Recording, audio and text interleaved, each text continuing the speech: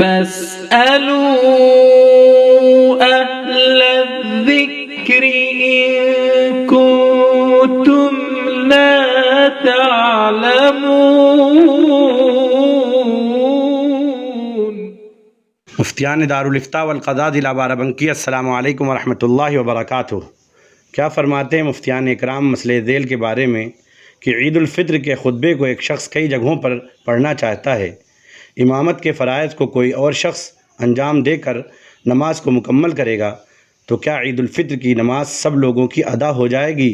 قرآن و حدیث کی روشنی میں صحیح مدلل جواب عنایت فرمائیں۔ سائل ہیں خواجہ امیر حسین مظاہری۔ وعلیکم السلام ورحمۃ اللہ وبرکاتہ۔ بسم اللہ الرحمن الرحیم۔ الجواب وباللہ التوفیق۔ مذکورہ شخص عید الفطر کا خطبہ متعدد جگہ نہ پڑھے، یہ اولا و بہتر ہے۔ چونکہ خطیب اور امام ایک ہی شخص ہو یہ ضروری نہیں ہے، مگر افضل یہ ہے کہ جو شخص خطبہ پڑھے وہی امامت کرائے۔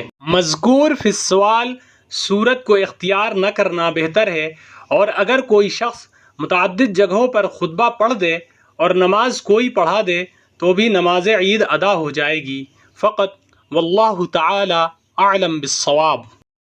فمن زحزح عن النار وأدخل